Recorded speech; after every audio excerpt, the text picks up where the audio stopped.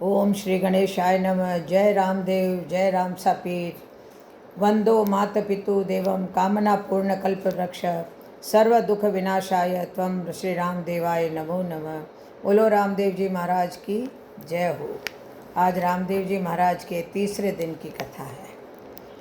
श्री हरि की मूर्ति पर लड्डू से मारना। पोकरणपति राजा अजमल जी को इस प्रकार बोलते हुए वहाँ खड़े अनेक भक्त देख रहे थे। राजा ने फिर कहा, अब कोई अनहोनी हो जाए तो मुझे दोष मत देना। आप कान खोलकर सुन लो।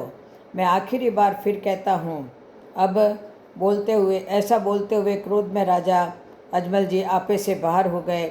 इधर उधर देखकर फिर बोले, गोपिकाओं से छाछ मांगने वाले, तुमने बलि के साथ भी कपट किया था।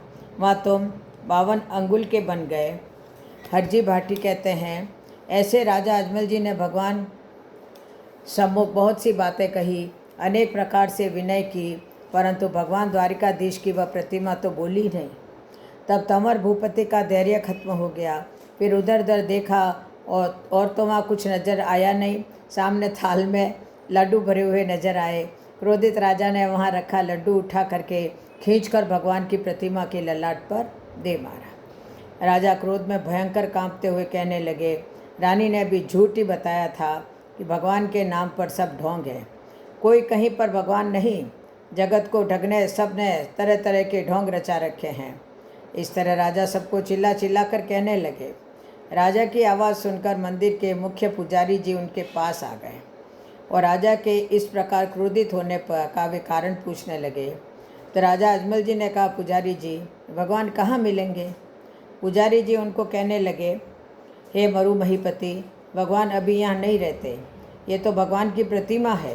गर्मी काल में ठाकुर दरिया में ही रहते हैं। पुजारी जी ने पीछा छुड़ाने के लिए ऐसे ही कहा था, बहाना बनाकर कहा था। और भक्तजनों को वहीं दर्शन देते हैं और मिलने वाले सब वहीं मिलने जाते हैं। यहाँ तो भगवान की सिर्फ यह मूर्ति ही है। अगर आपको ज़रूरी कार्य में जल्दी ही मिलना है तो आप वहाँ जाकर मिल सकते हैं। जैसी आपकी जो इच्छा, आप वहाँ जाकर प्रभु को सब इच्छा बता सकते हैं। और आपको विश्वास है तो मेरी बात को झूठ नहीं समझें। यह बात सभी लोग जानते हैं, भगवान भक्तों की इच्छा पूर्ण करते हैं। ऐसा बोलकर पुजारी जी चुप हो गए। अब ज्ञानी गुणी कहते हैं, आकाश में अधर होना, जल व अग्नि पर चलना, किसी भी प्रकार का चमत्कार दिखाना सरल है, पर प्रभु के नाम का दीवाना वैरागी बनना और प्रभु का दर्शन पाना बहुत दुर्लभ कार्य है। इस प्रकार पुजारी जी की बात सुनकर राजा अजमल जी गंभीर हो गए, परंतु हृदय में भगवान से मिलने की अपार चाहत थी। श्री हरि जहाँ मिले, जिस तरह से मिले, मैंने तो भगवान से मिलने का प्रण किया है। सोचते हुए पुजारी जी से बोले कि जिस राह से भक्त लोग जाते हैं, आप साथ चलकर कृपया वह मार्ग तो मुझे बता दें। तब राजा को साथ लिए पुजारी पास ही दरिया किनारे आए और सिंधु किनारे खड़े हुए राजा से कहने लगे, हे राजन, इसमें कूदने पर आपको अपने आप मार्ग मिल जाएगा। ऐसा सुनकर राजा सिंधु में देख रहे हैं। दरिया की बौछारें उठ रही थी, खूब तेज हवा चल रही थी। दरिया की ओर राजा देखते रहे। फिर पुजारी जी की तरफ देख कुछ शर्माते हुए पोकरणपति पूछने लगे, पुजारी जी, क्या कोई हमसे पहले भी इसमें जाकर भगवान से मिलकर आया? क्या इस सिंधु में भगवान ने किसी को दर्शन दिया? तब पुजारी जी ने कहा, हे पोकरणपति, हमारे पूर्वज कहते थे कि एक भक्तराज पीपा जी इसी दरिया में कूदे थे और वह भगवान के दर्शन कर फिर बाहर आकर सबको बताए कि उनको द्वारकापति सिंधु में मिले थे। उन्होंने भगवान से मिलने का प्रमाण भी बताया था। हे राजन, कोई भी कथा किसी कारण के बिना नहीं बनती है और मनगढ़ंत कथा ज़्यादा दूर तक नहीं चलती। परिवार, भक्ति, जगत, व्यवहार, ये केवल विश्वास के आश्रित ही चलते हैं। विश्वास के आश्रित ही संसार के सारे कार्य चल रहे हैं। कोई विश्वास में धोखा खा भी ले, फिर भी विश्वास कभी नष्ट नहीं होता। व्यवहार फिर चलता है। जल बरसते कि किसान बुआई को लग जाते हैं। वणिपुत्र दुकान लगाकर बैठता है इस आशा के साथ कि ग्राहक जरूर आएंगे, वर्षा फिर जरूर होगी। ये विश्वास कभी नष्ट नहीं होता। ऐसे ही भक्ति पंथ भी विश्वास के आश्रित टिका हुआ है। विश्वास के कारण ही यह पंथ चलता आ रहा है और चलता रहेगा। जिसके विश्वास में जितनी दृढ़ता होगी उतना ही अनुकूल फल मिलता है और थोड़ी सी या किंचित किंतु परंतु हो तो भक्ति मार्ग कभी फलित नहीं होता। मतंग मुनि के वचनों पर शबरी ने विश्वास तो किया था। उन्हीं विश्वास के बल पर उनकी कुटी में श्री राम जी आए थे। संत जन भी यही कहते हैं कि उनके संभाल कर रखे हुए जूठे बेर भी खाए। ऐसे ही जब प्रजापति कुमार ने बर्तनों को पकाने हेतु आग लगाई और भूल से बिल्ली के बच्चे बर्तन में ही रह गए, तो उस कुमार ने राम जी के नाम की आण यानी सौगंध उस बर्तन को दिलाई जिसमें बिल्ली के बच्चे थे। यह दृश्य प्रहलाद जी वहाँ खड़े देख रहे थे। बच्चे जिंदा बच गए। तभी तो प्रहलाद जी के हृदय में दृढ़ विश्वास हो गया और इसके कारण भगवान ने नरसिंह रूप में अवतार लिया। इस प्रकार से द्रौपदी की साड़ी बढ़ाने का मूल कारण तो विश्वास ही था। नरसिंह के भात बढ़ने का, मीरा के जहर पीने का मूल कारण तो विश्वास ही रहा है। पति पत्नी बच्चे सबके एक दूसरे से बंधे रहने का मूल कारण ही तो विश्वास ही है। जब विश्वास में किंचित भी किंतु परंतु आ जाए तो चाहे धार्मिक हो, सामाजिक हो, भक्ति पंथ हो, सब रिश्तों में बिखराव या अटूट आ जाता है। विश्वास के बल ही तो पीपा जी ने दर्शन पाया था। संतजन कहते हैं कि 7 दिन प्रभु ने दरिया में अपनी लीला दिखाई और भी अनेकों भक्तों ने अनहोनी देखी है, जिस पर सहज में विश्वास नहीं होता। कहाँ तक कोई वर्णन करे। इस प्रकार पुजारी जी ने पीपा जी का वास्ता दिया। राजा अजमल जी बड़े ध्यान से सुन रहे थे। उस काल बनी पीपा जी की कथा का आज भी वर्णन होता है। द्वारिकापुरी के उस पुजारी ने पीपा जी की सारी कथा सुनाई। इस कथा से महाराजा अजमल जी को दृढ़ विश्वास हुआ और दरिया की तरफ बढ़कर देखने लगे। कुछ द्वारिकापुरी का कोई अवशेष दिख जाए, इसी इच्छा से वे दरिया में झांकने लगे। अब देखो, जोधपुर दरबार कथा सुन रहे हैं और हरजी सामने बैठे इस रामदेव कथा को सुना रहे हैं। सारी सभा को बहुत आनंद आ रहा था। फिर आतुर होकर राजा अजमल जी दरिया में झांकने लगे, कहीं कोई गुब्बज या कोई कुछ अवशेष दिख जाए। और यही कथा रानी रूपा दे रावमाल जी से कह रही थी। उस समय एक अनहोनी घटना बनी। सिंधु में शेष शैया पर श्री हरि लेटे हैं, लक्ष्मी जी चरण दबा रही है। यह दृश्य राजा अजमल जी बड़े तन्मय होकर देख रहे थे। पुजारी राजा का मुंह देख रहा था। तंवर भूपति ने सिंधु में देखा कि जैसे वे इशारे से प्रभु उनको भीतर बुला रहे हैं। पांडव कुल नरेश का ध्यान लगा हुआ है। पुजारी को कुछ समझ में नहीं आ रहा था। राजा ने दरिया में जो दृश्य देखा वह पुजारी के सामने वर्णन करने लगे तथा पुजारी से भी देखने का आग्रह करने लगे। राजा ने दरिया में दिखा हुआ दृश्य पुजारी से बखान किया, पर पुजारी के कुछ भी समझ में नहीं आ रहा था। राजा अजमल जी ने फिर सिंधु में देखा, जिसमें पीला पीताम्बर वैजयंती माला धारण किए, सुंदर नैनों वाले श्याम कटिके ने दुपट्टा बांधे हुए मधुर मुस्कुराते राजा को नजर आए। महाराजा अजमल जी ने जो छवि देखी, हरजी कहते हैं क्या वर्णन करूं। राजा को पुनः आवाज़ आई, आओ अजमल, मिलना है तो भीतर चले आओ। ऐसे सब सुनते ही राजा अजमल जी ने दृढ़ विचार किया। उनका मृत्यु भय मिट गया। वे जोर से दौड़ पड़े। पुजारी देखता रहा। दौड़ते दौड़ते जाकर राजा अजमल जी समुद्र में कूद पड़े और गहरे जल में चले गए। अब अजमल जी पुजारी वार्ता सिंधु में कूदना। हरजी कहते हैं, हे राजन, ईश्वर के प्रेम में डूबे प्रेमी की अजब दशा होती है, जिसे संसारी लोग नहीं जान सकते। रसखान, मीरा, नरसिंह जैसे जो दीवाना बना वही इस भेद को जानता है। प्रहलाद की तरह ही यह बात बनी। जो पुजारी वहाँ खड़ा देखता रहा था, अभी आया अभी आया कहते हुए राजा अजमल जी सागर में कूद पड़े। राजा अजमल जी को दरिया में गिरते देख पुजारी भयभीत हो गया और पुनः मंदिर की तरफ भाग पड़ा और मंदिर में आकर सब लोगों को, द्वारका वासियों को बीती हुई सारी यह घटना बताई, जिसे सुनकर वहाँ के सभी लोग दुखी हो गए। कुछ लोग कहने लगे वो इस कलयुग में सच्चा भक्त था, तभी तो कूद पड़ा। इस घटना की सारे द्वारिका में चर्चा फैल गई कि मरुक्षेत्र राजपुताना पोखरण का राजा सागर में कूद गया। पुजारी बहुत दुखी हुआ। आत्मग्लानि होने लगी कि मैंने राजा को ऐसा क्यों कहा। हरजी बाटी से जोधपुर नरेश महाराजा विजय सिंह जी कहने लगे कि फिर तो वो सिंधु वाली क्या कथा बनी, आप आगे सुनाइए। हरजी ने कहा, हे राजन, जल से सारी रचना रचाने वाले प्रभु ने अंडे से ही पिंड और पिंड से ब्रह्मांड बनाया है। जल में डूबने से मृत्यु हो जाती है और जल से ही मरता प्राणी पुनः जी उठता है। सबका नाच नचैया बन के सबके जीवन की डोर अपने हाथों में लिए हुए हैं। हम तो केवल झूठे कर्ता बने हुए हैं। असली कर्ता तो वही श्री हरि सर्वेश्वर प्रभु ही है। वह एक क्षण में सब रचना रचाकर पल में ही मिटा देता है। जग रचनहार होनी को अनहोनी और अनहोनी को होनी में बदल देता है। उनके लिए मुश्किल काम कुछ भी नहीं है। नारद की प्रभु की माया देखने की बहुत इच्छा हुई तो स्नान हेतु डुबकी लगाई तथा पुण्य पानी से बाहर निकले। इतने में नारद का सब परिवार हो गया।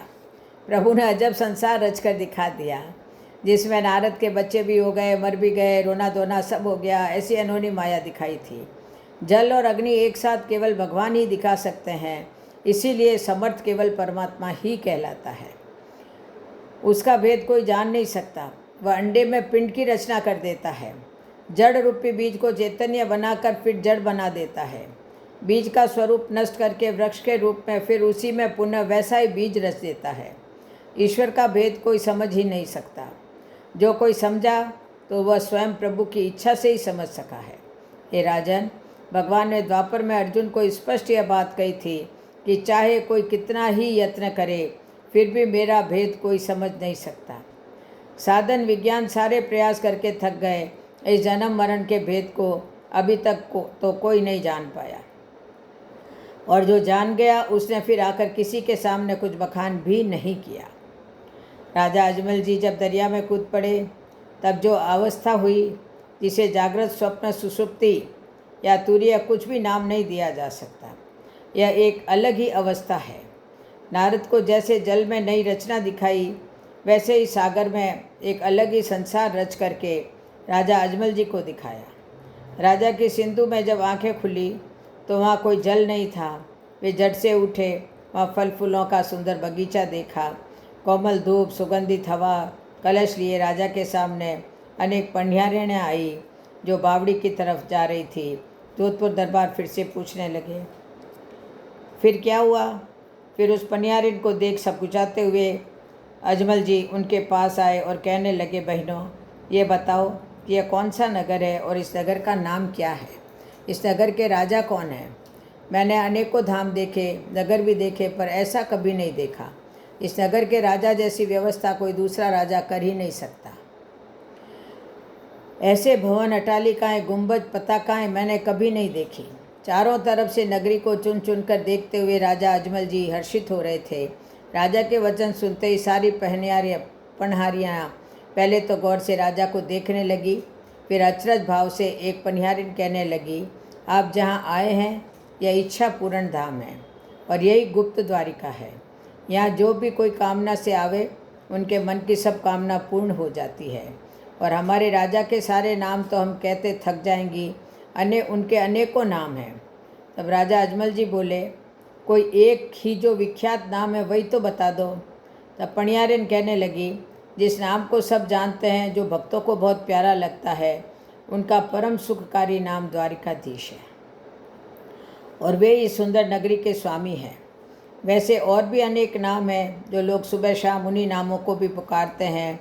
कोई उन्हें कृष्ण, कोई केशव, तो कोई माधव और कोई दामोदर, श्रीहरि, गिरधारी, रणछोड़ राय, गोविंद, आनंद कंद, लीलाधर, मुरलीधर, गोपीनाथ, चित्तचूड़, नंद किशोर, मनमोहन, ऐसे अनंत नामों से वे विख्यात हैं। उनके नामों का अनेक भक्त दिन रात सुमरन करते हैं और वे कृपा के सागर सबकी बिगड़ी बना देते हैं। पनियारन की यह बात सुनकर राजा अजमल बहुत प्रसन्न हुए और विनम्र हो पनियानी से फिर पूछा, बहनों, आप यह बताओ कि वे अभी कहाँ मिल पाएंगे? उनके भवन तक जाने का सरल सीधा मार्ग कौन सा है? तो पनियारन इस प्रकार बताने लगी, आप इस रास्ते से सीधे चले जाना, आखिर में एक मणिमय भवन दिखेगा, बस वही हवेली हमारी सरकार की है और वहाँ द्वार पर खड़ा आपको द्वारपाल मिल जाएगा। बाकी जो भी बात आप उनसे पूछ लेना और आप अपनी जो भी इच्छा हो उनको बता देना। महाराज अजमल जी ने ये सुना तो खुशी का ठिकाना नहीं रहा। हृदय आनंद से भर गया, जैसे बिछड़े हुए बच्चे को पुण्य माता पिता मिल गए हों।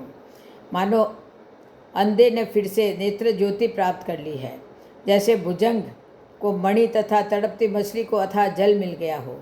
ऐसे ही परम खुशी में राजा अजमल जी जिस प्रकार उधर बढ़े, मूल उनका वर्णन क्या करें। महाराज चलते चलते भवनों की शोभा का अवलोकन कर रहे हैं। अलौकिक छटाएं देख राजा के हृदय में सिंधु की तरह हिलोर उठने लगी। अपने आप को संभालने में असमर्थ हो रहे थे। हरजी कह रहे हैं कि हे राजन, उन भवनों में के गुंबजों के शिखर पर पताकाएं फहराती देख राजा अजमल जी के खुशी का ठिकाना नहीं रहा। दूसरी तरफ दूसरा ही दृश्य है। ध्रुपद धमाल में विलंबित लयकारी तो कहीं पखावत चलत मधुर लय में तिरकिट के बोल सुनाई दे रहे थे। कहीं वीणा की झनकार तो कहीं मृदंग नगारे की युगलबंदी। ऐसे बरसते आनंद का अनुभव महाराज पोकरणपति ने किया। फिर कुछ सखियाँ मंगलगान सुना रही थी, जिसे देखकर तंवर नरेश अपनी सारी चिंताएं इच्छाएं भूल गए, जो नाचते हुए नृत्यकारों को ताता थैया करते देखने लगे थे। फिर याद आया, अब पोखरण ठाकुर द्वारिका के ठाकुर से मिलने आगे बढ़े। नगर हवेली निहारते दुहती गऊओं को देखते राजा अजमल जी हर्षाते हुए सिंह द्वार के सामने पहुँचे, जहाँ अनेक रत्न जड़ी जल के कलश सजाए हुए हैं। मरु महीपति ने प्रभु के द्वार पर आकर साष्टांग दंडवत किया। जल के लिए मछली जैसे ही राजा के नेत्र दर्शन को तड़पने लगे। दंडवत करके राजा उठकर वहाँ खड़े द्वारपाल को हाथ जोड़ सविनय बोले, क्या मेरे दयानिधि प्राणाधार प्रभु यहाँ रहते हैं? ऐसी विनम्र वाणी सुनकर द्वारपाल ने गौर से राजा अजमल जी को देखा। राजा की वेशभूषा को देखकर द्वारपाल विनय सहित पूछने लगा, कृपया आप अपना परिचय बताइए। आप कहाँ से आए हैं? आपका नाम पता और यहाँ आने का कारण बतावें। जब हमारे स्वामी कारण पूछेंगे तो मैं क्या बताऊँगा। हरजी कहने लगे कि तब तोमर भूपति ने अपना पूरा परिचय तथा उनके दर्शन करने की इच्छा बताई।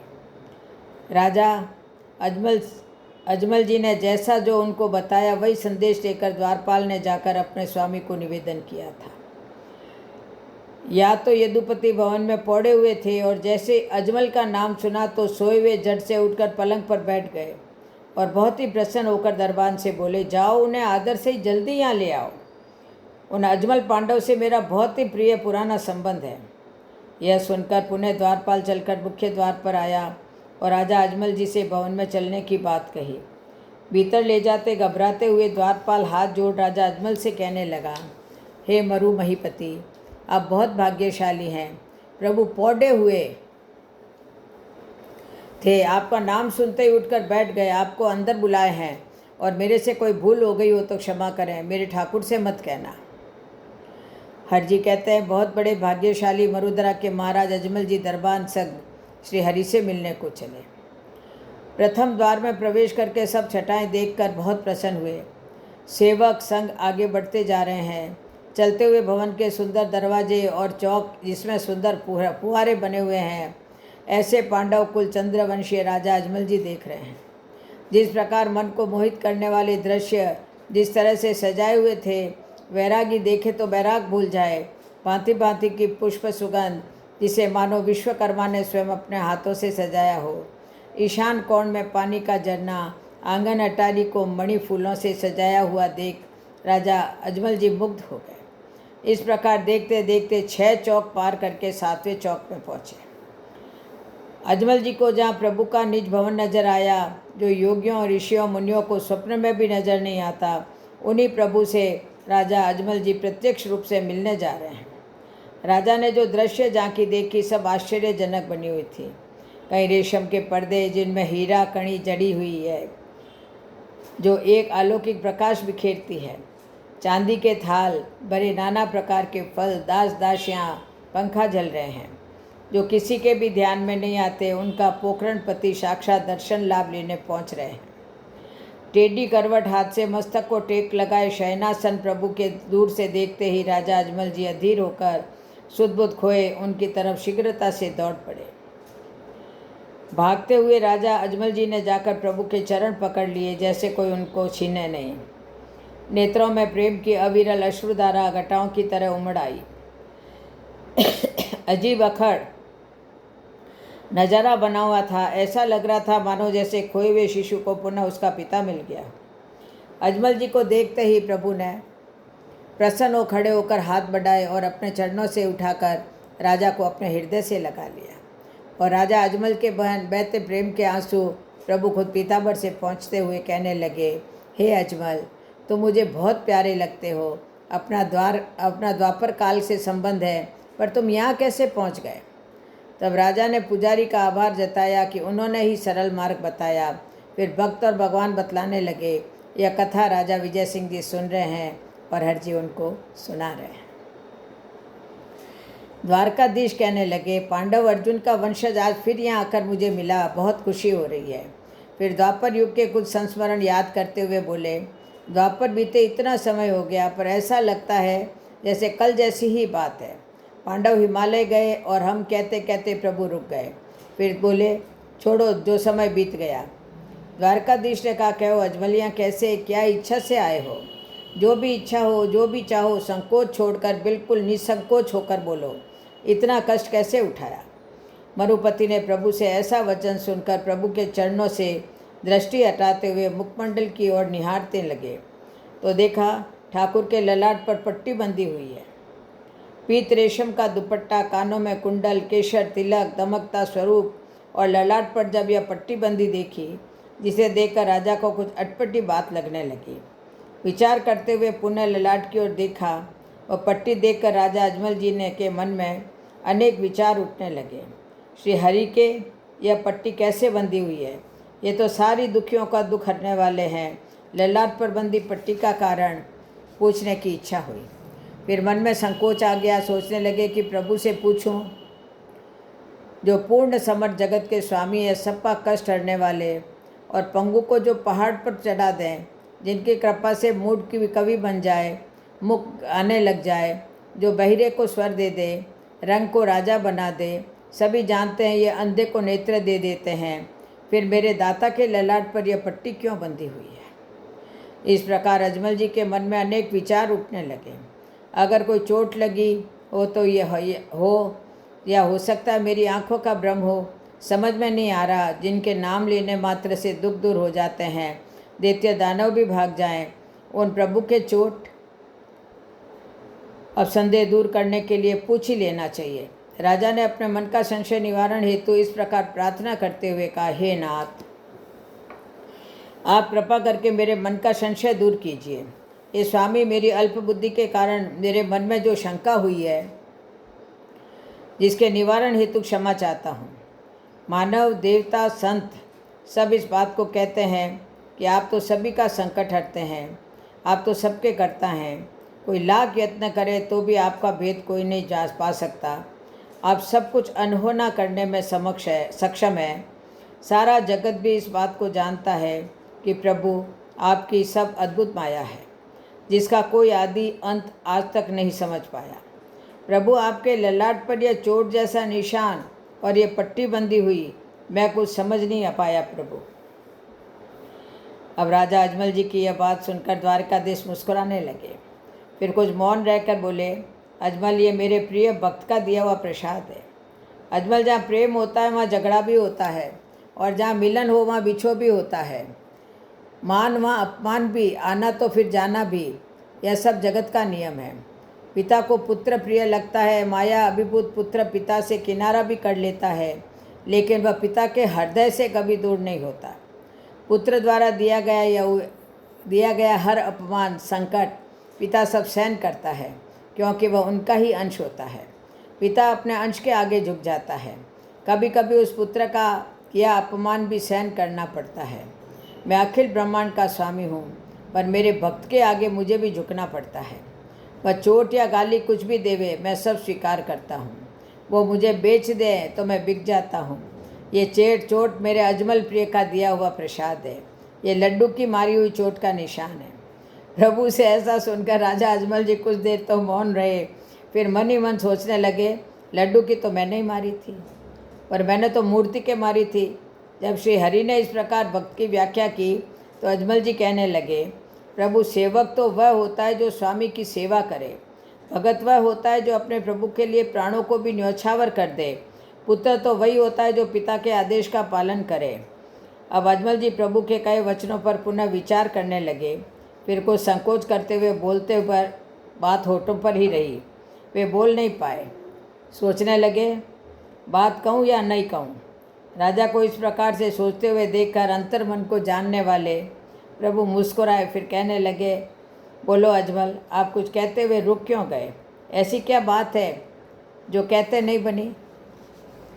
प्रभु से इस प्रकार सुनकर राजा ने दृष्टि झुका ली। कह भी नहीं सकते, छुपा भी नहीं सकते, कुछ सोचकर संभले। फिर ऐसे जो द्वारिका मंदिर में बनी सारी बात राजा बखान किए। वे बोले, हे नाथ, एक भूल तो मेरे से भी हुई है। आपकी प्रतिमा के तो मैंने ही लड्डू की मारी थी। यह बात सुनकर द्वारकाधीश मुस्कुराए, फिर अनजान बनते हुए बोले, कब, कहाँ, कैसे? मानो प्रभु कुछ जानते ही नहीं हैं, एकदम अनजान बन गए। तब फिर राजा ने बीता सारा किस्सा बखान किया और बोले, आपकी यह पट्टीबंदी देखकर मुझे सब याद आया।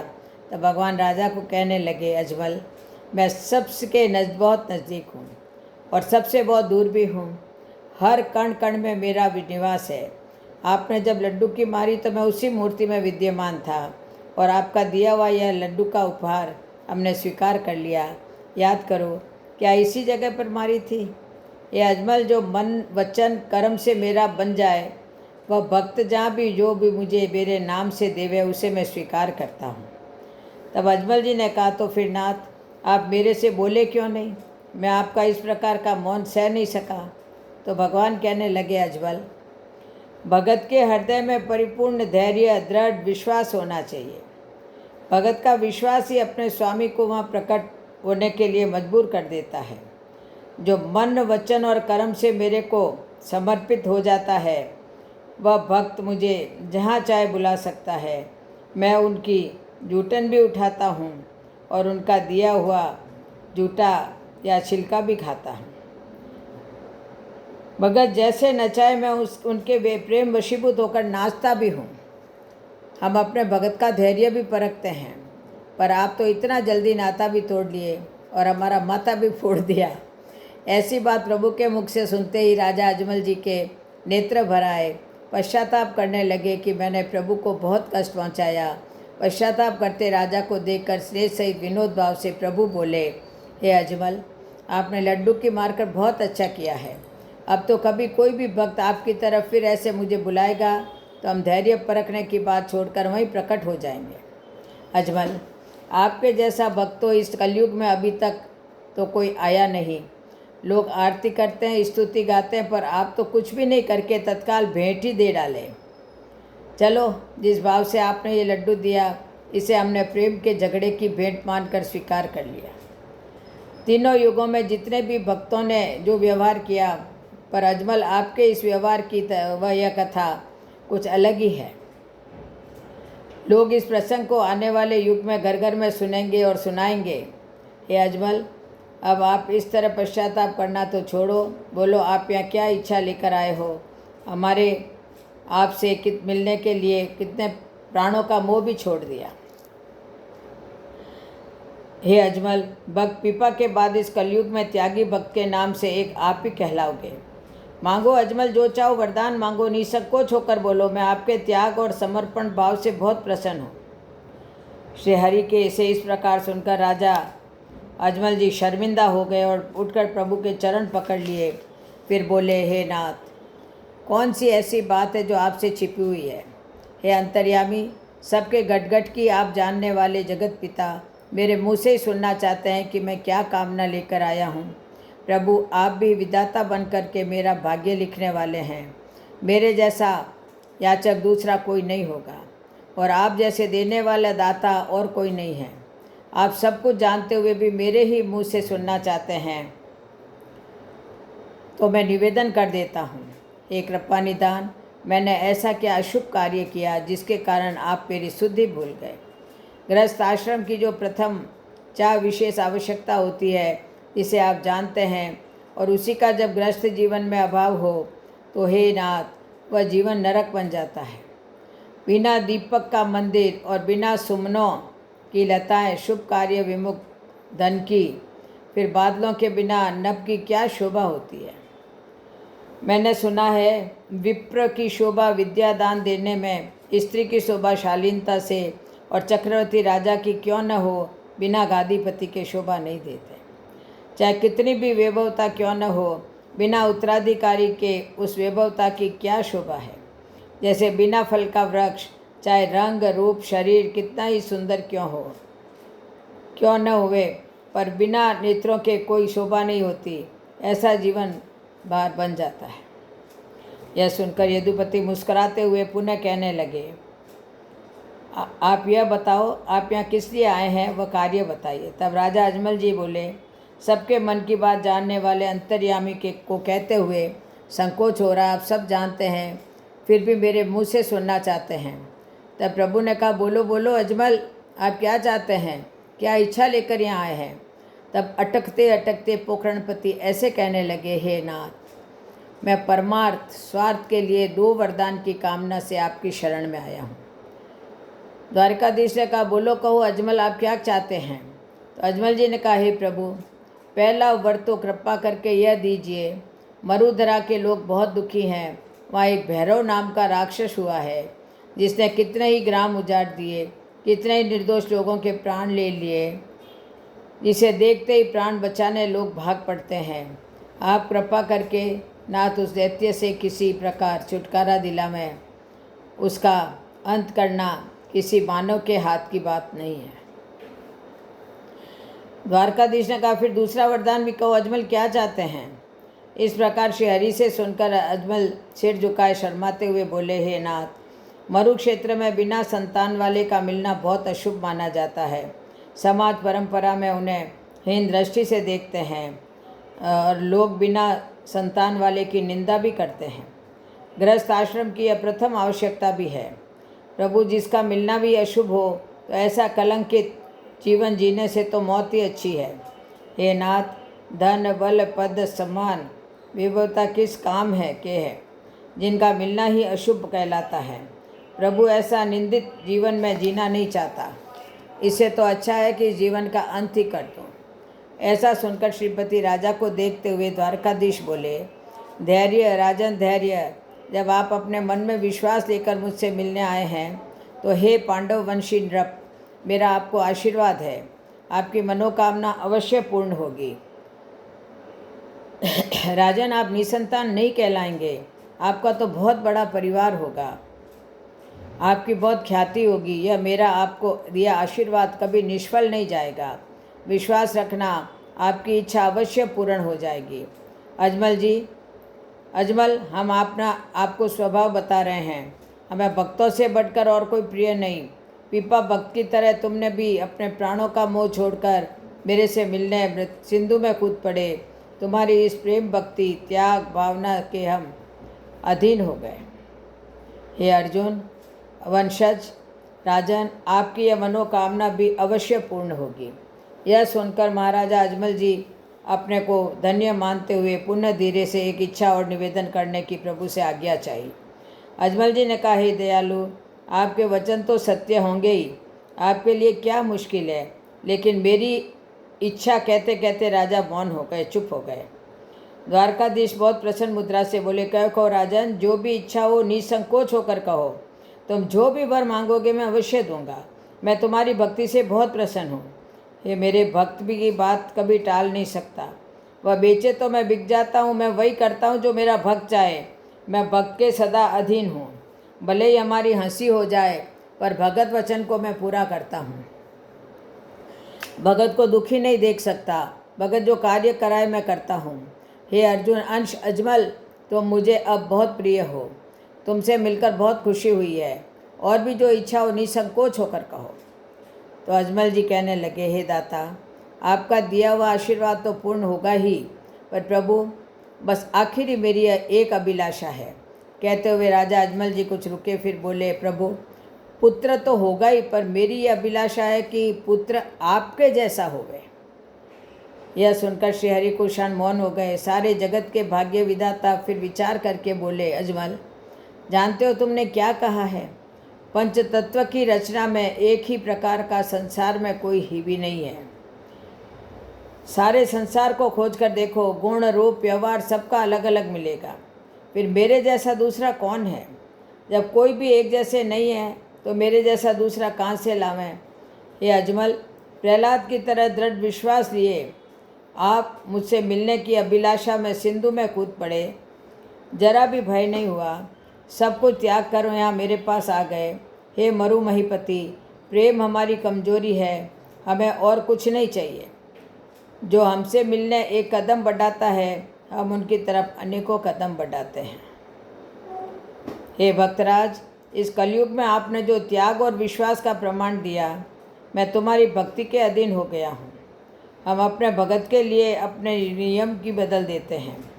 तुम सदा से भक्तों के अधीन रहते हुए हो। कोई भी भक्त जब यहाँ बुलाए, उनकी इच्छा पूर्ण करने हम वहाँ पहुँच हो गए। मरुभूमि पर पाप बहुत बढ़ रहा है। जाति और धर्म के नाम पर सबल निर्बलों पर अत्याचार कर रहे हैं और दानव भी बहुत अत्याचार किया है। उसका तो अंत होना ही है। हे राजन, आपकी रानी की कोख से प्रथम तो विरमदेव नाम की संतान होगी और अजमल हम वचन देते हैं कि आपके कुल में हम भी अवश्य आएंगे। आप मेरे कई वचनों पर विश्वास रखना।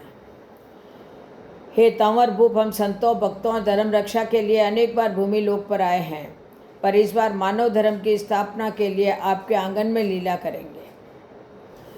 श्री हरि के मुख से यह वचन सुनकर राजा अजमल जी बहुत ही आनंदित हो गए। जब प्रभु ने कहा, हे पांडव वंशी, आपके यहाँ मैं आऊँगा, राजा की प्रसन्नता का वर्णन तो कल्पना से बाहर की बात है। यह निजानुभूति का विषय जिसका वर्णन कोई नहीं कर सकता। मरु महीपति विनम्र हो कहने लगे, प्रभु, आपके आगमन को मैं कैसे पहचानूंगा? आप मुझे आपके पधारने की कोई विशेष पहचान बताने की कृपा करें, जिससे मुझे लगे कि मेरे आंगन में आप ही पधारे हैं। तो द्वारकाधीश कहने लगे, राजन, पहले विरम नाम का आपकी रानी की कोख से पुत्र होगा, फिर हम आएंगे। जब हम आपके आंगन में आएंगे तो कुमकुम चरणों के निशान और जल के पात्रों में दूध दिखाई देगा। हे अजमल, तब समझना हम भी आए हैं। श्री हरि के मुखारविंद से ऐसा सुनकर राजा ने प्रभु चरणों में बार बार वंदन किया। इस प्रकार यह कथा कपिल सरोवर श्री कोलायत धाम पर मेघ ऋषि मेघवाल भक्त ने भक्तों को सुनाई।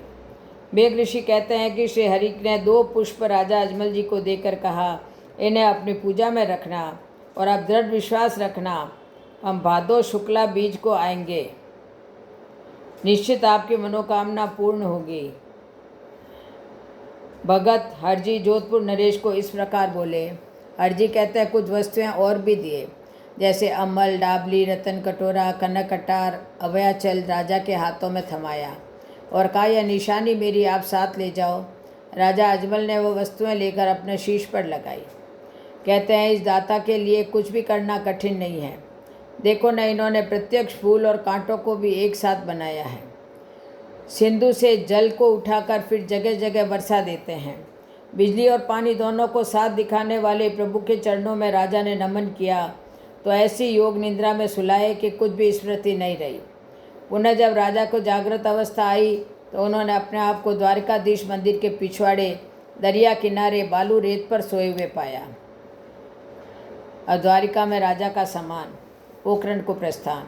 महाराजा अजमल जी उठकर इधर उधर देखने लगे। सामने द्वारकाधीश का मंदिर नजर आया और प्रभु का दिया हुआ पुष्प सामान पास पड़ा देख राजा ने को बहुत आश्चर्य हुआ। वे सोचने लगे, मैं यहाँ कैसे आ गया। हरजी कहते हैं, जगत बनाने वाले को कोई भी कार्य करना कठिन नहीं है। वह एक से अनेक बना के दिखाने वाले प्रभु की लीला को कोई नहीं जानता। चाहे कोई कितना ही दिमाग लगा ले, अलग प्रभु का विधान बड़ा विचित्र है। संतजन कहते हैं, सब रचना करके सब में स्वयं समा गया और सबसे अलग भी है। उनकी इच्छा के बिना कुछ भी नहीं होता। राजा बार बार सोचता रहा, मैं यहाँ कैसे पहुँचा। स्वप्न जैसा खेल बना। प्रभु की रचना अजब है। किसी को जल में जीवन दिया तो किसी को वायु में और कोई पृथ्वी के आधार पर जीवित है। राजा ने द्वारिकापुरी की लगी छाप देखी और प्रभु का दिया सामान देखकर विचार करते उठे और मंदिर की तरफ चले। जिधर नगारा झालर की आवाज़ सुनाई दी, वहाँ प्रभु की आरती हो रही थी। सब वस्तुएं लिए तंवर नरेश मंदिर पहुंच गए। वहाँ पुजारी प्रसादी बांट रहा था। पुजारी ने राजा को आते देखा तो वह घबरा गया। आसन से उठा और पिछवाड़े परिक्रमा की तरफ बढ़ा। राजा हाथ जोड़े उनके पीछे पीछे और बोले, आप घबराइए मत, मैं जिंदा हूँ। ए पुजारी जी, मैं आपका सदा आभारी हूँ। जो आपने मुझे प्रभु से मिलने का सरल रास्ता बता दिया। फिर सारी बीती घटना, सब वस्तुएं चारों छाप लगी पुजारी को दिखाई। तब पुजारी को धैर्य हुआ और उन्होंने सब घटना पूछी। राजा अजमल जी सारी बीती कथा पुजारी को बखान किए। इस बीती सारी घटना के प्रथम साक्षी तो गुजरात के मंदिर पुजारी ही थे। उन्होंने ही द्वारका वासियों को सत्य घटना की जानकारी दी। सबने ध्यानपूर्वक सुना। फिर इस कथा का प्रथम प्रचार गुजरात से ही प्रारंभ हुआ। राजा के पुनः सिंधु से लौटकर आने का समाचार जब नगरवासियों ने सुना और नगर में यह खबर फैली तो उनके दर्शन को भक्तों की भीड़ उमड़ पड़ी। राजा का द्वारिका वासियों ने बरघोड़ा निकाला और खूब मान सम्मान किया। राजा अजमल जी ने प्रभु मिलन की घटना सबको बताई, जिसे सुनकर गुजरात के घर घर में राजा अजमल जी की चर्चा होने लगी। नगरवासियों द्वारा सत्कार सम्मान हुआ। सम्मान होने के बाद राजा अजमल जी अपार खुशी के साथ पुनः मरुक्षेत्र पोखरण राजपुताने को प्रस्थान किया। भगवान शिव का स्वप्न दर्शन तथा उनका दिया हुआ आशीर्वाद, राजा अपने संकल्प में सफल हो गए। यह भगवान ने प्रत्यक्ष अनहोना चमत्कार दिखाया।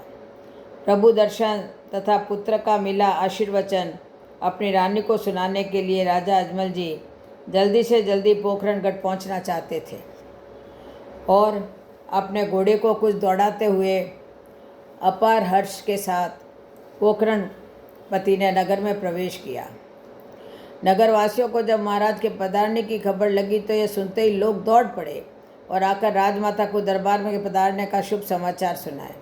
जब महारानी ने यह शुभ संदेश सुनाया तब दास दासी सारे खुशी से नाचने लगे। रानी मैणादेवी जी ने खूब बधाइयाँ बंटवाई और राजा के आगमन के लिए शुभ आरती दीप जलाने लगे। राजा अजमल जी सब देवालयों में धोख नमन करके बहुत खुशी के साथ निजगढ़ को पधारे। नगर की प्रजा ने जय जयकार किया। महाराजा को देखते ही बहुत हर्ष के साथ रानी आरती करने आई। महाराजा अजमल जी के पधारने का समाचार सुनकर सभासद, सलाहकार, अंगरक्षक आदि सब आ गए। राजा ने सबको प्रभु से मिलने की सारी बीती घटना सुनाई। सुनने वालों को राजा की यह बातें कुछ अजीब अटपटी लगी, पर राजा को कौन कहे। सुनकर कुछ भक्तों ने तो सत्य माना तो कोई इस बात को पीठ पीछे विनोद में उड़ाने लगे। सबके मिलकर जाने के बाद राजा अजमल जी रनिवास में आए और अत्यधिक खुशी के साथ रानी को प्रभु मिलन की सारी घटना सुनाई। प्रभु की दी हुई वह सब वस्तु, पुष्प इत्यादि रानी को दिखाए। ऐसी अनहोनी बातें जब रानी ने राजा से सुनी तो वह कुछ समझ नहीं पाई। अजमल जी कहने लगे, हे रानी, मैं सिंधु में जाकर प्रत्यक्ष द्वारकापति से मिलकर आया हूँ। प्रभु ने अपने आंगन में पलना बंधवाने का आशीर्वचन दिया है। राजा के मुख से ऐसा सुनकर रानी को खूब खुशी हो रही है, पर सागर में प्रभु मिले यह बात रानी अनसुना कर देती है। भगवान के दिए पुष्प अन्य वस्तु सब दिखाकर विस्तार से राजा ने सब बताया, पर सती को जैसे भगवान शिव की बात असत्य लगी, ऐसे ही रानी मैणादेवी को विश्वास नहीं हो रहा था। गूंगा गुड़ खाए पर कैसे बताए वाली बात हो गई। अलौकिक भेद को समझने का कोई रास्ता भी तो नहीं है। हालांकि ऐसे अनेक सत्य योग बनते हैं, पर उसका कोई भी किसी भी तरह से प्रत्यक्ष प्रमाण नहीं हो सकता। संसार बनाने वाले का बड़ा विचित्र खेल है। पानी से पिंड की रचना करके फिर उसमें प्राण व्यवस्था भी बनाई है। कैसे बनाई का कोई प्रमाण नहीं हो दे सकता, जबकि पोखरणपति बिल्कुल सत्य बता रहे हैं, पर विश्वास कोई नहीं करता। यह सुनकर कुछ लोग राजा की पीछे हंसी भी उड़ाते तो कुछ लोग स्वीकार भी करते और कहते कि ऐसा हो भी सकता है। इस घटना का कोई मरुक्षेत्र का गवाह तो था नहीं, इसीलिए बात विनोद में उड़ा देते हैं। जगत में बहुत सी ऐसी बातें होती है जिसका कारण कोई नहीं जानता। सागर में और पृथ्वी के भीतर अनेक रंगे रंगाए रत्न पत्थर गड़े हैं। सोना, चांदी आदि अनेक धातुएं हैं जिसकी कौन रंगरेज रखता है कोई नहीं जानता। बिल्ली का बच्चा कुमार के यहाँ आग में रखे बर्तनों से जीवित निकला। अनहोनी हुई प्रहलाद को विश्वास हुआ, जो अजर अमर विख्यात भक्त हो गया। कहाँ तक वर्णन करें। मीरा नरसिंह अनंत भक्त हैं जिनके साथ भी अनहोनी ही हुई है। वह करतार न किसी के कभी हाथ लगाते नजर आता है, फिर भी सारे विश्व का समयानुसार कार्य कर रहा है। रचना हो रही है, विश्व और अमृत एक ही पौधे में बना रखा है। उस प्रभु का दिया हुआ वरदान हरजी कहते हैं, साँझ कभी छुपती नहीं, आखिर प्रकट हो जाती है। राजा अजमल जी की घटना के प्रथम साक्षी सौराष्ट्र काठियावाड़ के लोग हैं, तो राजा भी वहाँ चलाते हैं। राजा अपनी बुद्धि अनुसार तर्क के साथ बताते हैं, पर रानी के हृदय में यह बात नहीं बैठती। सौगंध सहित सब तरह के से राजा बखान करते हैं, पर रानी के समझ में नहीं आता। राजा कहते हैं, ये रानी, ये धरती अधर है, इसमें गति भी है, पिंड से पिंड, बीज से बीज केवल भगवान ही बनाता है। पानी और आग दोनों साथ में है। उस बिजली में कितनी आवाज़ है, कितना प्रकाश दिया है, और सभी दिशाओं में वर्षा करता है।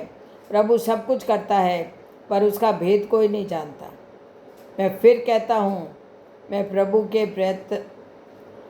के प्रत्यक्ष रूप में से मिलकर आया। पर रानी मैणादेवी को कतई विश्वास नहीं हो रहा था। रानी कहने लगी, महाराज, यह बात कोई सुनेगा तो हमें क्या कहेगा? आप प्रभु मिलन की यह बात किसी और से नहीं कहें तो ही अच्छा है। और रानी मन ही मन यह सोचने लगी कि हे प्रभु, यह इनको क्या हो गया है? जबकि राजा अजमल जी सब सत्य बखान कर रहे हैं। प्रभु के दर्शन का यह विषय किसी भी विधि से बताने का विषय नहीं है। उस अलग प्रभु का भेद निराला है। ऐसा निज अनुभव संत जन स्वीकारते हैं, जबकि यह वेद के समझ से भी बाहर की बात है। जो प्रभु ने पुण्य दिए उसे राजा ने पूजा में रखवा दिए, पुष्प दिए वो राजा ने पूजा में रखवा दिए, वस्तुओं को भी संभाल कर रखवा दिए। मनु शत्रुपा की तरह राजा अजमल जी रानी मैणादेवी भगवान से प्रार्थना आराधना नित्य करने लगे। नियमित पूजा अवश्य फल देती है। सगुण उपासना की यही तो प्रथम सीढ़ी होती है।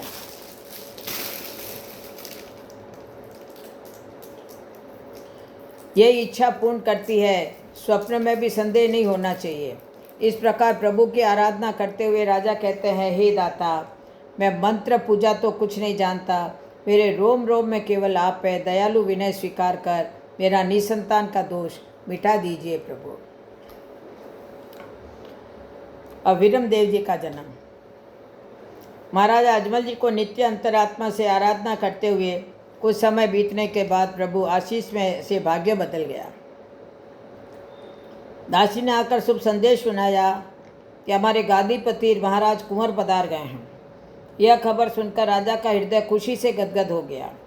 मंगल मुखियाएँ गढ़ के छत पर थाल बजाने लगी और नगर के लोग यह सुनकर सबको अपार खुशी हुई। नगर की नारियाँ मंगल बधावा गीत गाते गढ़ की तरफ आ रही थी। तंवर महीपति ने खजानेदार को आदेश दिया, सबको बधाई दी जावे। ढोल बजाने वाले तथा गाने वाले खुशी से गीत गाने लगे।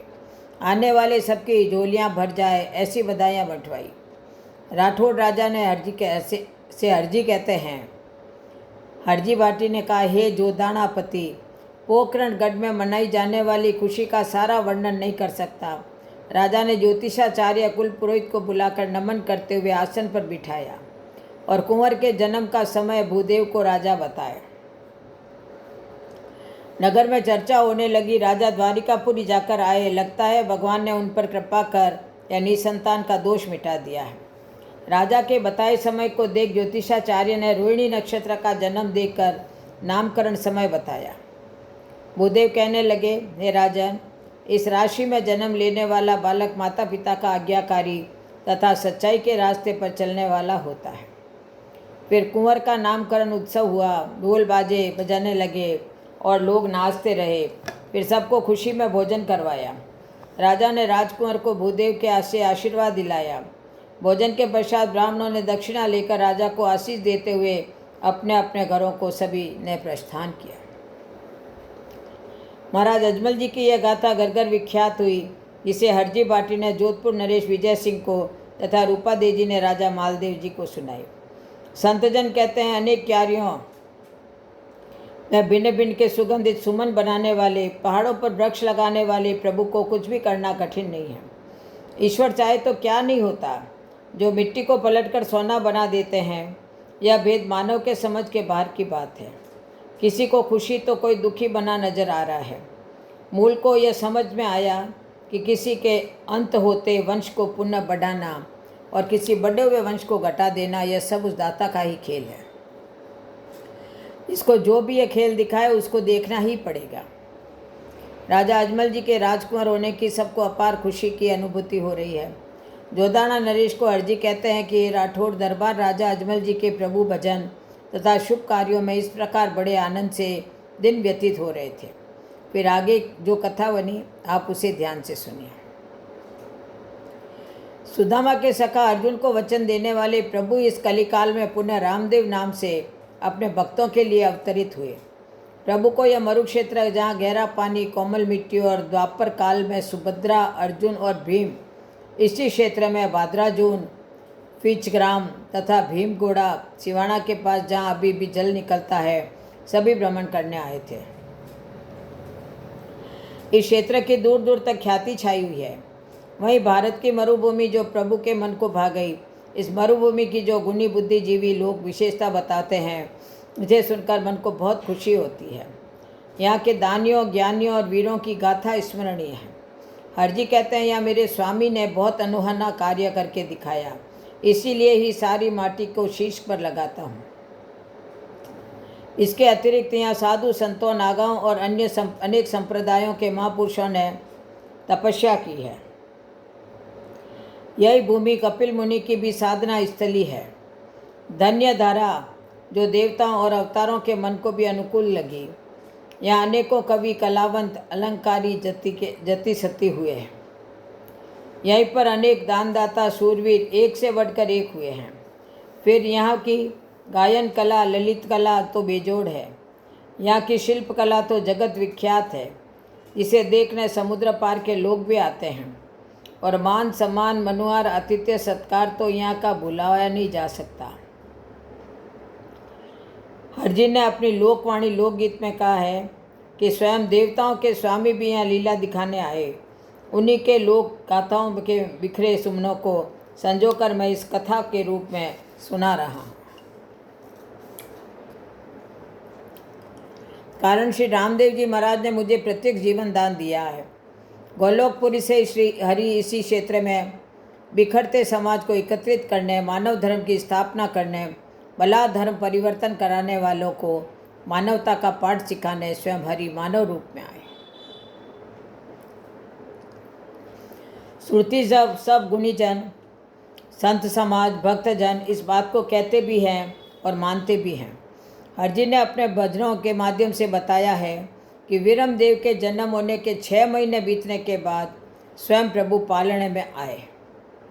यह कथा रूपादे ने रावमाल देव जी को तथा हरजी बाटी ने विजय सिंह जी को सुनाई। मरुभूमि के मेघवाल रिखिया कांबड़ जुम्मा जागरण लगाने वाले पाठ स्थापन करके वह भी ऐसा ही गाते हैं। जन जन के मुख्य यही परंपरागत कथा है। पालने में प्रभु ने अवतार लिया। कुछ लोग अलग से बखान करते हैं कि श्री रामदेव जी रानी मैनादेवी जी की कोख से जन्मे हैं। राजा अजमल जी व रानी मैनादेवी ऊंडू कामिर आए। वहाँ रेत का टिब्बा दोहरा देखा तो उन्हें अच्छा लगा। वहाँ संवत 1409 चैत्र की शुक्ल पंचमी को प्रभु ने जन्म लिया। वे राजा अजय सिंह पोखरण आए। उजड़े हुए क्षेत्र पर अपने राज्य की स्थापना करके पहले से बने गढ़ पर अधिकार कर लिया।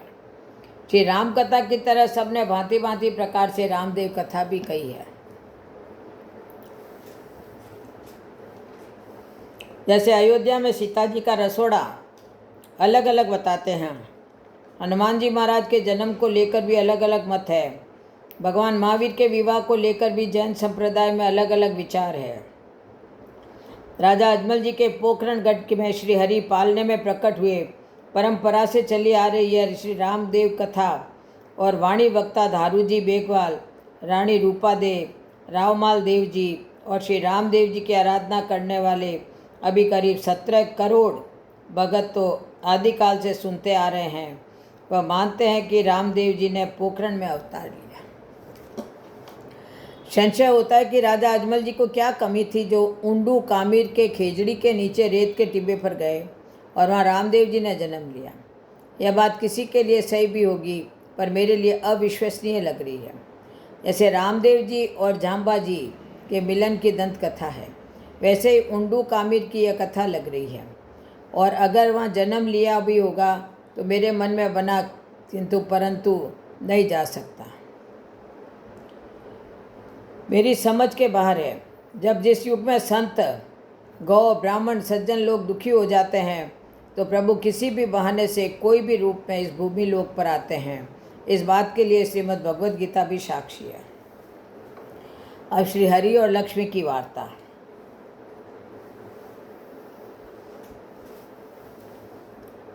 इस प्रकार श्री हरजी बाटी ने महाराज विजय सिंह जी की श्री हरि लक्ष्मी वार्ता प्रसंग सुनाते हुए कहा, हे नरेश, एक बार गोलोकपुरी में श्री हरि पौड़े थे और लक्ष्मी जी उनके चरण दबा रही थी। तब लक्ष्मी जी के मन में विचार आया, इसे वह प्रभु को सुनाने की आज्ञा चाहिए। मुस्कुराते हुए प्रभु बोले, कहो कल्याणी, आपके मन का जो भी संशय है उसे हम दूर करेंगे, पूछो। तब लक्ष्मी जी ने अपने मन की जिज्ञासा बड़ी मधुर वाणी में कही, हे नाथ, आपके अनंत भक्त हैं, सबके पंथ विचार भी अलग अलग हैं, भांति भांति के लोग आपकी यशोगाथा गाते हैं। मैं मानती हूँ भाव तो सबका एक ही है, चाहे कोई नाचे गावे, ध्यान करे, सुमरन करे, कोई आपकी कथा करता है, कोई सुनता है, पर आपके हृदय में सदा कौन रहता है। ऐसा बोलकर लक्ष्मी जी प्रभु का मुख देखने लगी। श्री हरि इस बात को सुनकर उन्हें इस प्रकार कहने लगे, हे रमा, मेरे हृदय में जो निवास करते हैं, जिनका मैं सदा स्मरण करता हूँ, जिनका मैं सेवक भी बन जाता हूँ, जिनके लिए मैं कोई भी रूप बना लेता हूँ, वह और कोई नहीं, केवल मेरे भक्त हैं। ये प्रश्न एक बार कभी दुर्वासा ने भी किया था। मेरी जीवा पर जिसका नाम रहता है, जिनके मिलने पर मुझे आनंद मिलता है, जो मेरे हृदय में रहते हैं, मेरे प्यारे, जिनसे कोई छिपाव नहीं करता, मुझे केवल मेरे भक्त ही प्रिय लगते हैं, वही मेरे हृदय में रहते हैं। उनके लिए मैं सब कुछ अनहोना भी कर देता हूँ, क्योंकि उन भक्तों को मेरे अतिरिक्त संसार में कुछ भी अच्छा नहीं लगता। हर श्वास में वे मुझे पुकारते रहते हैं। जगत में रहते हुए भी वे जगत से अलग होते हैं। वैसे जल में कमल, तो सब कुछ त्याग कर, सब दुख सहकर भी मेरे से मिलने तथा मेरे दर्शन के लिए वे जागते रहते हैं, वही भक्त मुझे प्रिय है। वेश बनाने से भक्त नहीं होता। ऐसे भी बहुत हैं जो धन की तृष्णा में भगत का बहाना बनाए फिरते हैं, जिनके कहने और करने में बड़ा अंतर होता है। ऐसे भेषधारी भक्त बने हुए हैं। ऐसे भक्तों से मैं बहुत दूर रहता हूँ।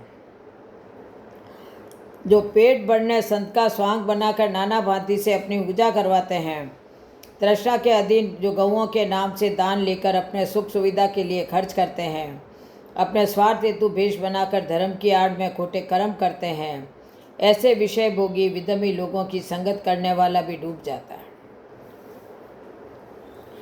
जैसे गंधक की संगत करने से पारद भी काला हो जाता है, कोए की संगत से हंस मारा जाता है। भगत और भेषधारी दिखने से एक जैसे दिखते हैं, जैसे बगुला, हंस, कोयल और काग, पर वे अपनी वाणी व्यवहार में से अपना भेद बता देते हैं। ऐसे ही भगत और भेषधारी में अंतर होता है। मेरे भक्तों की पहचान ऐसी है कि उनको संसार से प्रीति, हंसी, निद्रा, सांसारिक भोग की बातें करना नहीं चाहता। यानी वे 5 लक्षण विशेष होते हैं। ये लक्ष्मी, फिर सुनो, भक्तों की सारी गाथा तो मैं बता ही नहीं सकता, फिर भी थोड़ी पहचान बता रहा हूँ।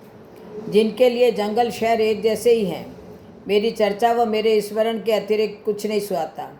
सभी भोग पदार्थों में अरुचि हो जाए, सांसारिक बंधन झमेलों से दूर रहे, मोक्ष या स्वर्ग की कोई कामना नहीं करते, मेरे नाम सुमिरन को कतई बिखरते नहीं हैं। मेरे भक्त को कभी कोई किसी के से भी भय नहीं रहता। मान, अपमान, हार जीत, संसार की आशा को छोड़कर जो मेरी शरण में आ जाए, जब मैं परीक्षा लूँ तो भी मुझको नहीं छोड़े, वह सिर्फ मेरा शरणागति बना रहे। जैसे अपने पातिव्रत्य से जैसे सती स्त्री सदाचारी पति को वश में कर लेती है, वैसे ही मेरे साथ अपने हृदय में प्रेम बंधन से बांध रखने वाले समदर्शी साधु भक्ति के द्वारा मुझे अपने वश में कर लेते हैं। और मेरे से मिलने प्राणों की परवाह नहीं करके देह त्यागने को तैयार हो जाए। मुझे कभी नहीं भूलते, ऐसे भक्तों के मैं सदा अधीन रहता हूँ। हे कल्याणी, और सुनो, जैसे चकोर का मन चंद्रमा में बसता है, पतिव्रता के हृदय में पति समाये रहते हैं, वैसे ही मेरे भक्त मुझे नहीं विसरते। ऐसे मेरे भक्तों के आगे मैं कुछ भी बन जाता हूँ। वह जैसे नचाए मैं नाचता हूँ।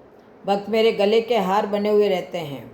मैं भक्तों के कार्य, उनकी सेवा करने में सदा तत्पर रहता हूँ। वे भक्त बेचे तो बिक जाता हूँ, वो मेरे स्वामी और मैं उनका दास बन जाता हूँ। भगत जहाँ बुलाए मैं वहीं प्रकट हो जाता हूँ। भगत के आगे मैं सदा हार मान लेता हूँ। भगत से बढ़कर मुझे कोई प्यारा नहीं है। वे मेरे मुकुटमणि की तरह होते हैं। हे लक्ष्मी, मेरे जात पात पंथ संप्रदाय आदि का कोई भेदभाव नहीं है। भक्त सदा मेरे हृदय में निवास करते हैं। इस प्रकार प्रभु ने अपने अनंत भक्तों के नाम गिनाने शुरू किए और गिनते गिनते आखिरी मरुधरा तक आए। जब मरु क्षेत्र में के भक्त अजमल जी का नाम आया तो प्रभु गंभीर होकर मौन हो गए। लक्ष्मी जी को कुछ समझ में नहीं आया। मौन दशा देखकर लक्ष्मी जी हाथ जोड़े कहने लगी, हे स्वामी, मेरे से कोई भूल हो गई हो तो मैं क्षमा मांगती हूँ। प्रभु, जिस कारण से आप ऐसे चिंतित गंभीर दिखते हैं, हे कृपा निधान, आप ऐसे भक्तों का नाम गिनाते गिनाते मौन क्यों हो गए? मेरे से कोई भी भूल बनी हो उसके लिए मैं क्षमा चाहती हूँ। तब रुक्मणी की ओर देखकर मुस्कुराते हुए ठाकुर पुनः बोले, हे रमा, जिस कारण मैं मौन हुआ वह कारण आप नहीं, वह कारण और है। ऐसा कहकर भक्तवत्सल बताने लगे। वह कथा हरजी ने जोदाणापति को इस प्रकार सुनाए। श्री हरि बोले, हे रुक्मणी, भूमि लोक जहाँ मरु क्षेत्र में अर्जुन का एक वंशज अजमल भक्त रहता है, जो मेरा बहुत ही प्रिय भक्त है। अभी भक्तजनों के नाम गिनाते उनका नाम आया तो मुझे उनको दिया हुआ वचन भी याद आ गया। उनके वहाँ पुत्र रूप में जाकर मुझे कुछ काल नरलीला करनी है। उस मरुधरा के लोग बहुत दुखी हो रहे हैं। वहाँ एक दानव ने बहुत उत्पात मचा रखा है, जिसके कारण सज्जन संत सभी दुखी हो गए हैं। और वहाँ मानव ही मानव पर जाति धर्म के नाम पर बहुत अत्याचार चल रहे हैं। अजमल को दिया हुआ वचन भी मुझे पूर्ण करना है, और वहाँ धर्म के नाम पर जो हो रहे अत्याचार भी हैं, उनको भी मिटाना है। मानवता जो प्राणी का प्रथम धर्म है, जिसे बुलाकर लोग पंथ संप्रदाय की आड़ में अधर्म कर रहे हैं, सब अज्ञान और अहंकार के कारण अपने धर्म को बड़ा बताते हुए एक दूसरे पर अत्याचार कर रहे हैं। वहाँ जातीयता द्वेषता बहुत बढ़ गई है। हम मानव रूप से कुछ काल वहाँ रहकर मानव धर्म की स्थापना करके फिर लौट आएंगे। इसके लिए आपको भी मेरे साथ रहना है, तभी मानव लीला पूर्ण कर पाएंगे। जब यह प्रसंग भगवान रुक्मणी जी को लक्ष्मी जी को सुना रहे थे, जिसे बाहर बैठे गरुड़ जी ने सुना और आज्ञा से ही तत्काल अंदर आकर हाथ जोड़कर वे प्रभु से बोले, हे गरुड़ जी ने कहा, हे स्वामी, क्या आप मानव लीला करके भूमि लोग जा रहे हैं? हे नाथ, सेवक तो सदा स्वामी की सेवा में ही रहता है। उन्हें स्वामी से अलग रहना ठीक नहीं लगता।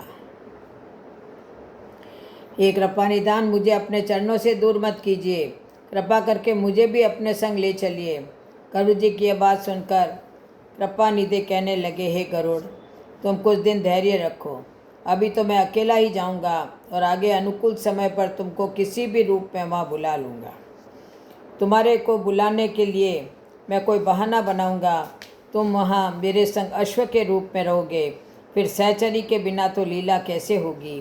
कहते हुए प्रभु मुस्कुराए। राजा विजय सिंह जी से हरजी महाराज कहते हैं, हे नरेश, कभी राम, कभी कृष्ण, कभी वामन, अनेकों रूपों में लीला दिखाने वाले मेरे स्वामी इस कलयुग में रामदेव रूप से राजा अजमल जी के गढ़ में पधारे। जब सारे ग्रह नक्षत्र अनुकूल हुए तो सब दुख मिटाने वाले सर्व मंगलकर्ता के स्वागत में नाना प्रकार की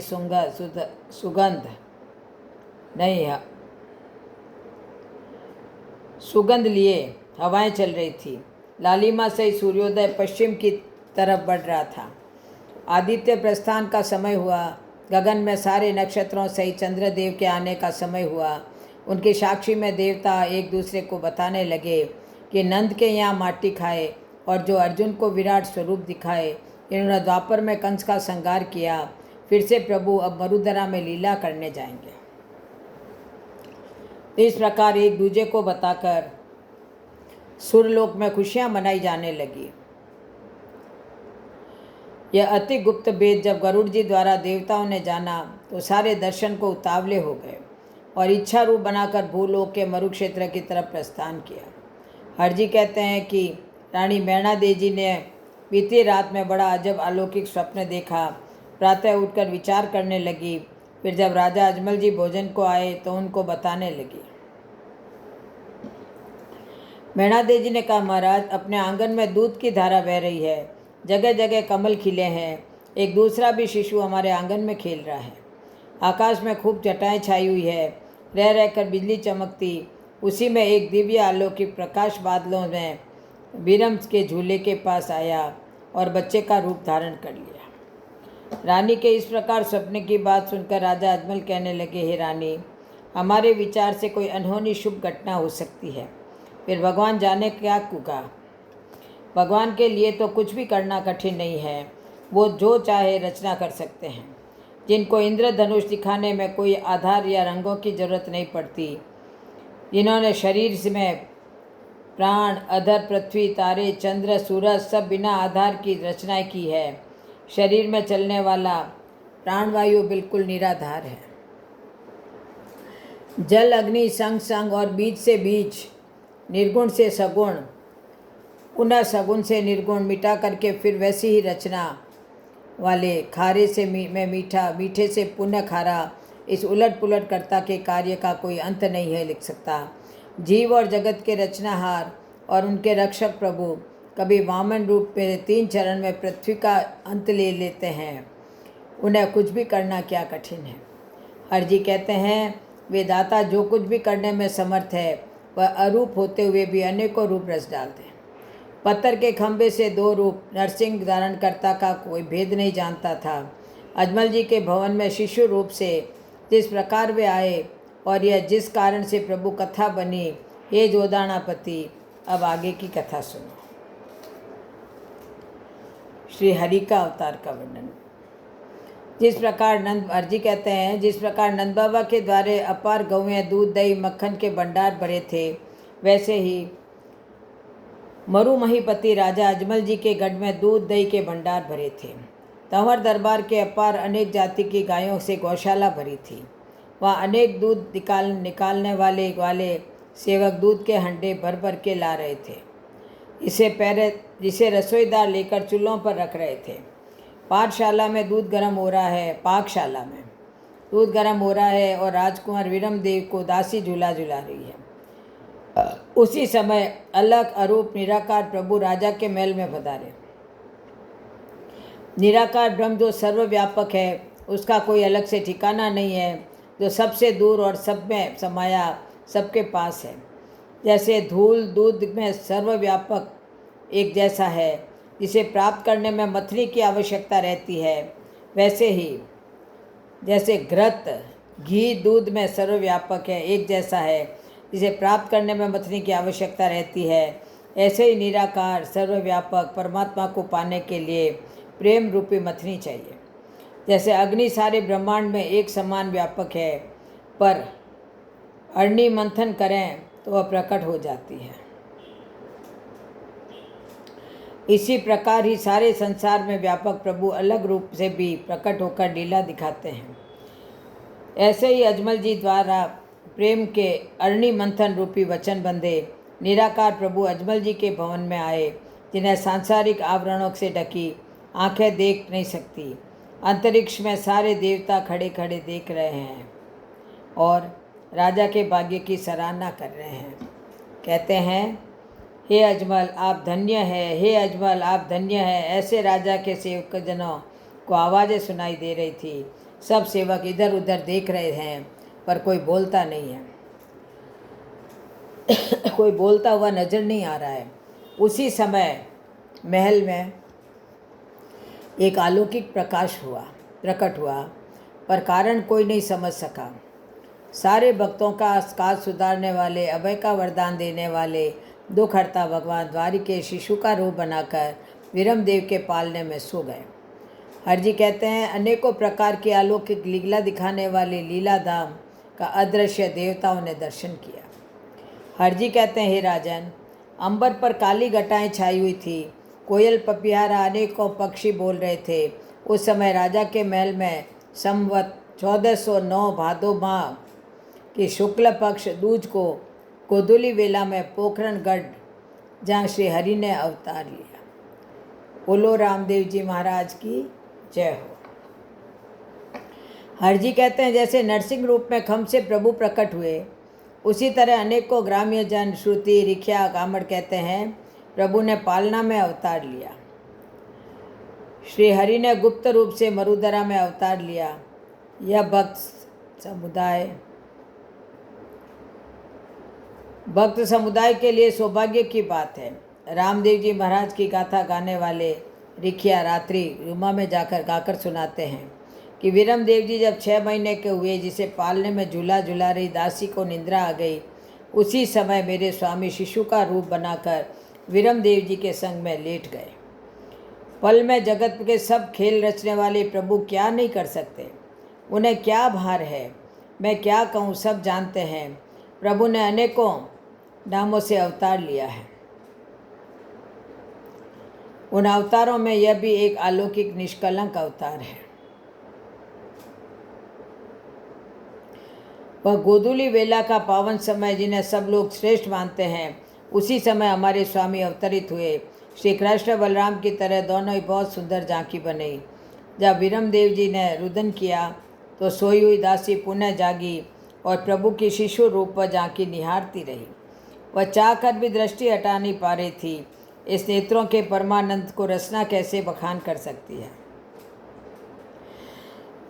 यह अलौकिक अद्भुत छवि देखकर दासी की अव्यक्त दशा हो गई। उनको शरीर की सुध बुध भी नहीं रही। कुछ समय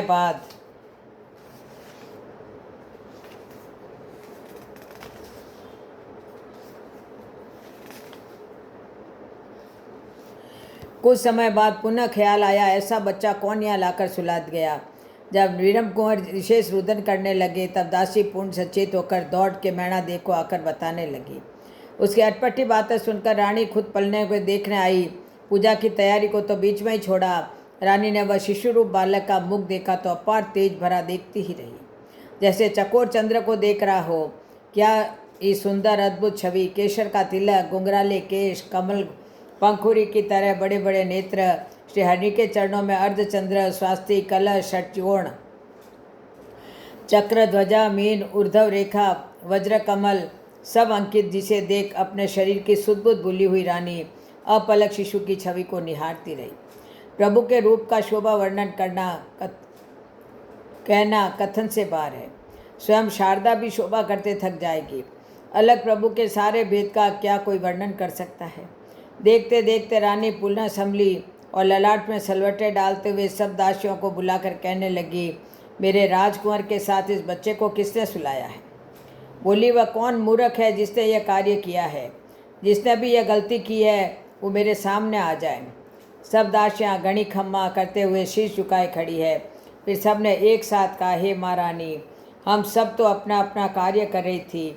मैं पाकशाला, दूसरी बोली मैं जलधर, एक ने कहा महारानी मैं तो शयन भवन में सफाई कर रही थी। ऐसा किसने किया, अब समझ में नहीं आया। हे महारानी साहब, भगवान की सौगंध झूठ नहीं कहती, ऐसा बालक तो हमने आज तक कभी देखा भी नहीं है। इस प्रकार दासियों से सुनकर रानी सोचने लगी। फिर झूले के पास बैठी दासी पर झुंझलाते हुए उसे कहने लगी, तुम पलंग छोड़कर कहीं कहाँ थी? हाथ जोड़े दासी कहने लगी, महारानी जी, मुझे झूला झूलाते हुए नींद आ गई थी। मैंने पलने के सहारे सिर को टिकाया तो अचानक नींद लग गई। जब पुनः जागी तो देखा यह बालक मुझको देखकर मुस्कुरा रहा है। काफ़ी समय तक तो यह मुझे और इसको देखती रही। इसके मुस्कान देखकर सच कहूँ मैं अपनी शुद्धि भूल गई।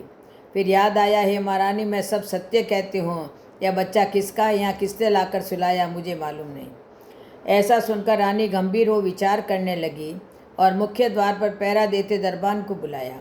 दरबान ने आकर शीश झुकार कर कहा, जो आज्ञा हो राजमाता। तब रानी ने दरबान को सारी बात बताई। दरबान भी सोचने लगा। फिर हाथ जोड़कर द्वारपाल ने कहा, दाता, मैं सत्य कहता हूँ कि बाहर से तो कोई भी अंदर नहीं आया। यह बात सुनकर तो रानी को और भी उच्चाटन हो गया। वह कहने लगी, क्या कोई भी नहीं आया? रानी मैनादेवी की दुविधा और बढ़ गई।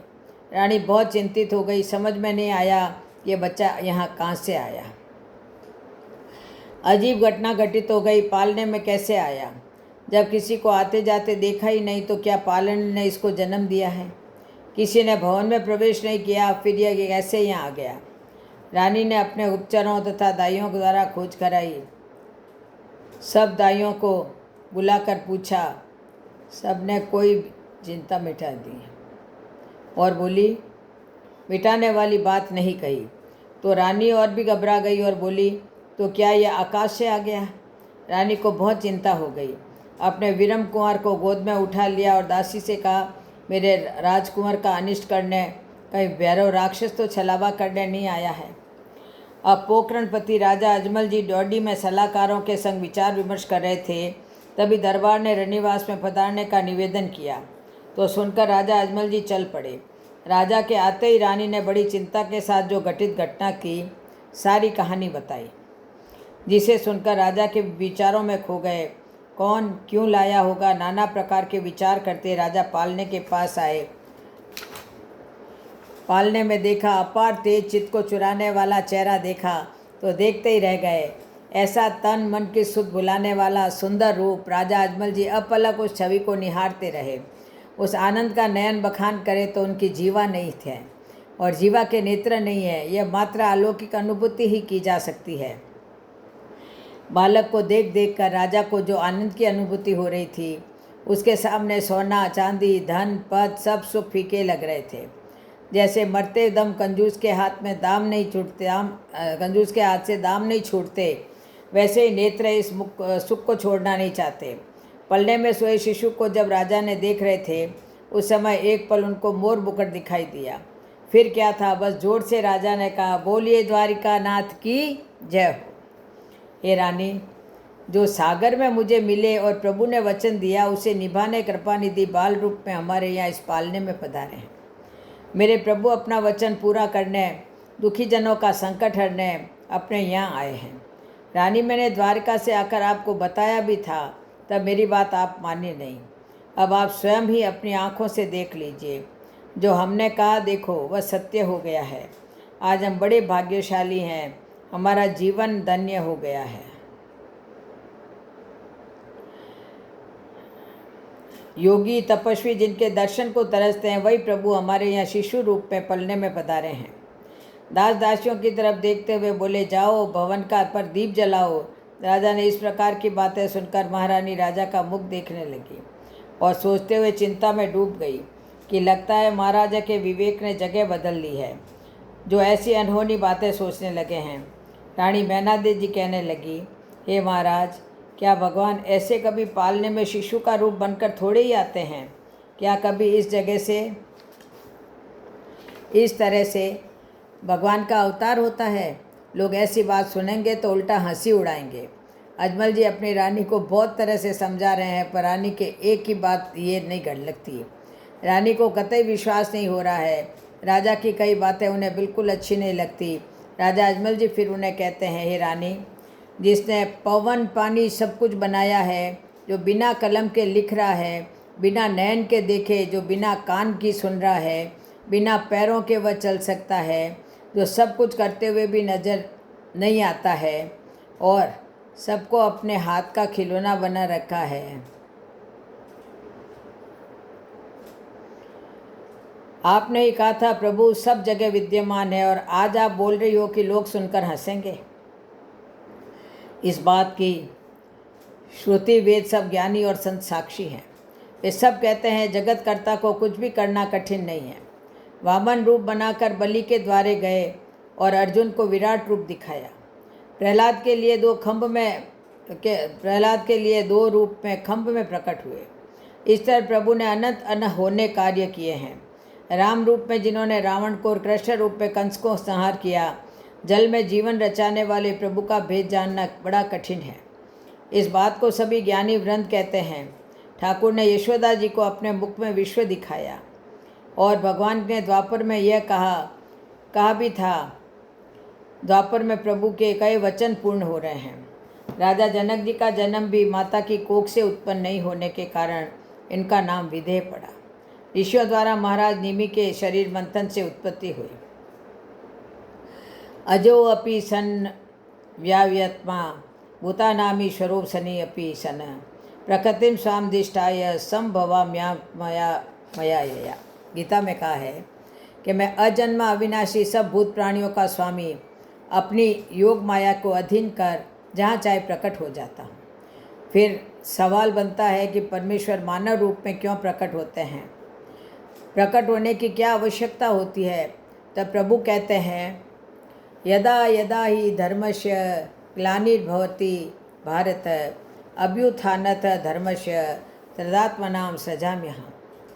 इसके लिए स्वामी गोस्वामी तुलसीदास जी ने अपने ग्रंथ रामचरितमानस में अपने विचार ऐसे व्यक्त किया कि जब जब होई धर्म की हानि, बाढ़ई असुर अधम अभिमानी, करई अनीति जाई नहीं बरनी, सीधई विप्र धैनु सुर धरनी, तब तब प्रभु धरी विविध शरीरा, हनई कृपा निधि सज्जन पीरा। प्रभु कहते हैं, मैं भक्तों के सदा साथ रहता हूँ।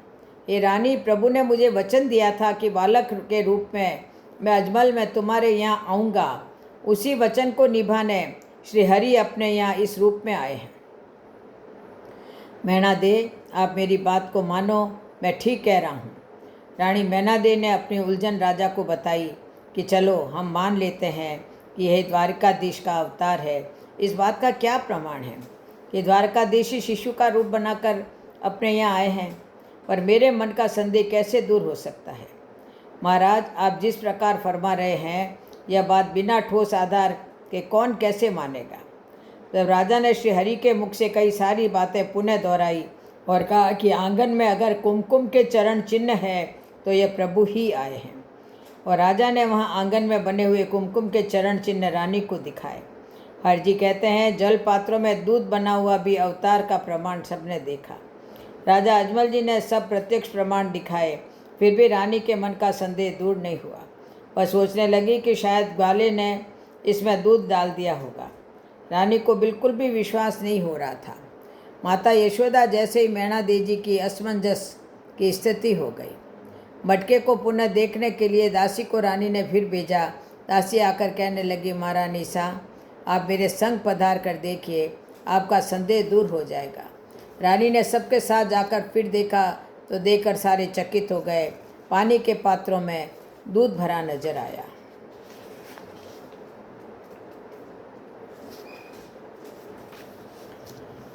अब आज कथा को यहीं विश्राम देते हैं। कल भगवान की बाल लीलाएं आगे बताएंगे रामदेव जी की। बोलो रामसा पीर की जय हो। जय जय श्री राधे, जय जय श्री कृष्ण, जय जय।